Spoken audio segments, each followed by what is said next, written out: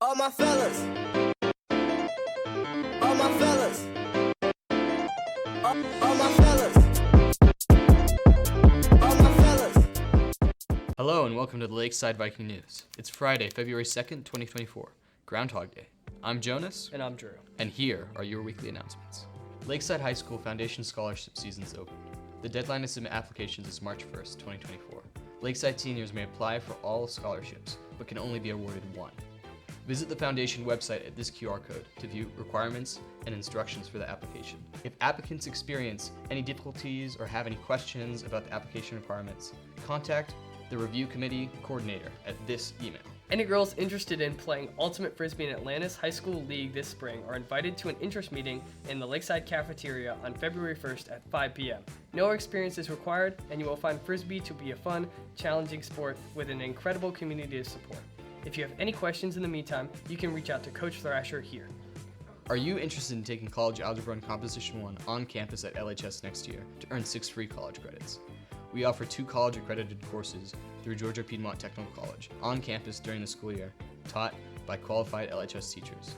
This means that it's built into the student's schedule and they do not have to leave campus, and they receive support from their teachers in the building. The classes are only 1 semester long, and that means students will only have to take 1 semester of math and 1 semester of English their senior year. The classes are guaranteed to transfer to any in-state college, university. The classes are guaranteed to transfer to any in-state college or university. If you have any questions, please email Taylor Olstrom here to be placed on the interest list, or if you have any additional questions. There will be a next-gen high school internship program in the Department of Human Genetics at Emory University. The program dates are June 3rd through July 10th on Monday through Friday from 9 a.m. to 5 p.m. Students will be paid $2,500 from competing in the program, and the information can be found here. Lakeside Baseball family and friends, please consider supporting the Lakeside Baseball program by ordering Spirit Wrap.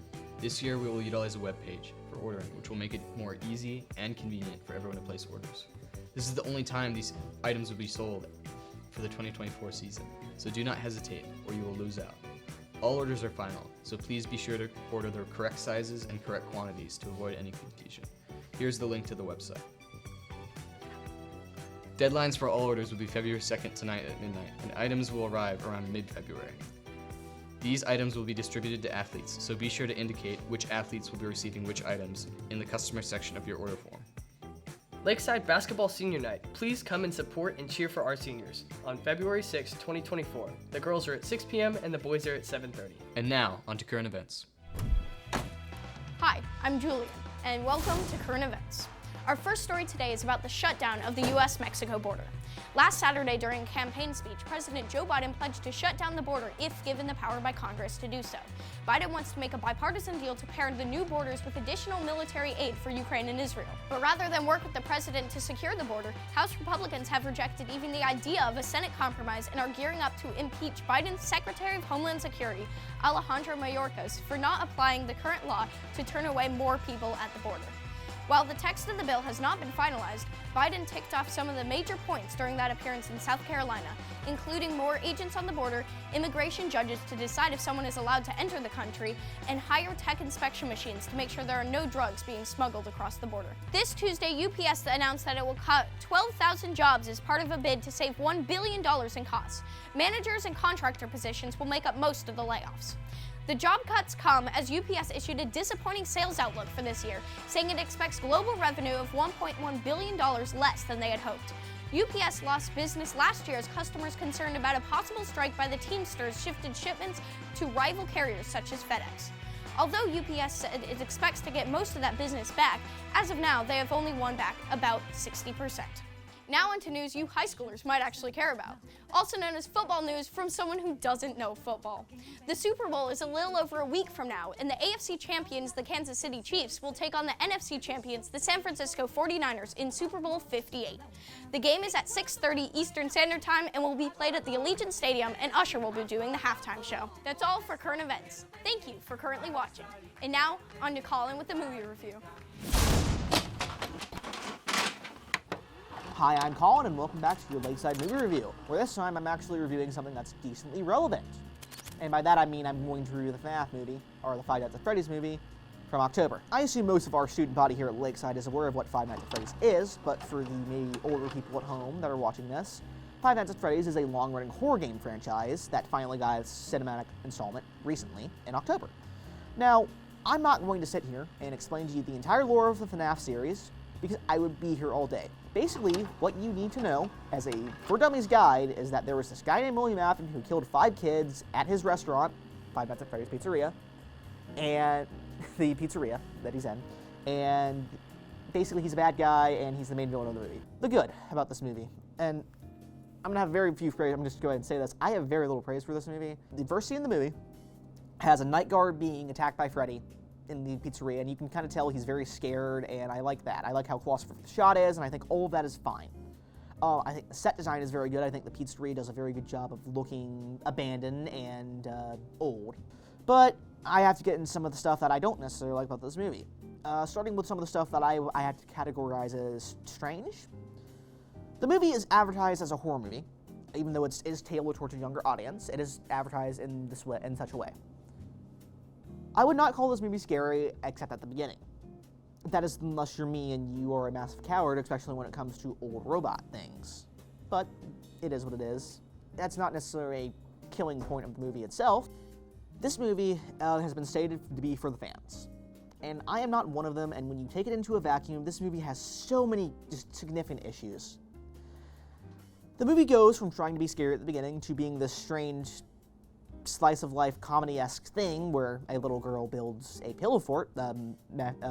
Mike's previously mentioned sister builds a pillow fort with these animatronics and tries to be scary at the end with the whole Michael Afton coming back to try to kill Mike, all this, and it just fails miserably at it.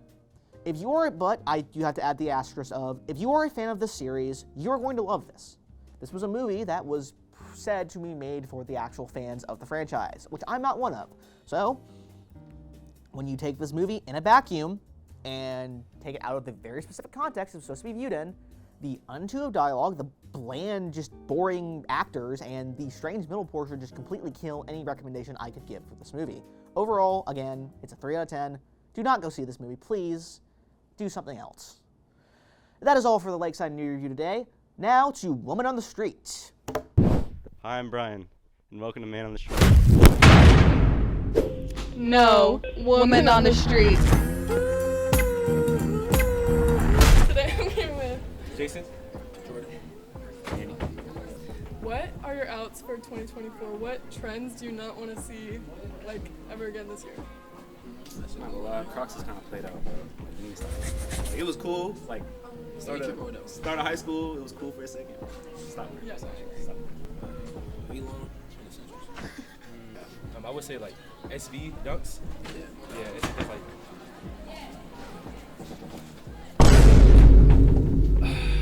How do you feel about that? I mean, I don't really have any dunks. No, chill. I don't know. Chill. So yeah, that's what I would say. Okay. Kind of played out. But he's trying to come in. Actually, one more. Like, no more. It's nasty, bro. Okay? Okay, I'm here with. Miss Murphy, All right, Miss Murphy. What trend do you not want to see at all in 2024? what do I not want to see continued? Yes. What trend? That would be the dumbing down of education. Okay, what are trends you don't want to see in 2024? I don't want to see no more skinny jeans. I don't want to see no more sagging. And if you wearing somebody, Frederick Degley, that's what I want to say. I don't want to see nobody built like a Thanksgiving turkey. I don't want to see no more big clothes because it's 2024. We need to wear some tight jeans. Oh, okay. So you want to justify 2024? I mean, basically. That's all for the news this week. Thank you for watching, and remember to tune in every Friday.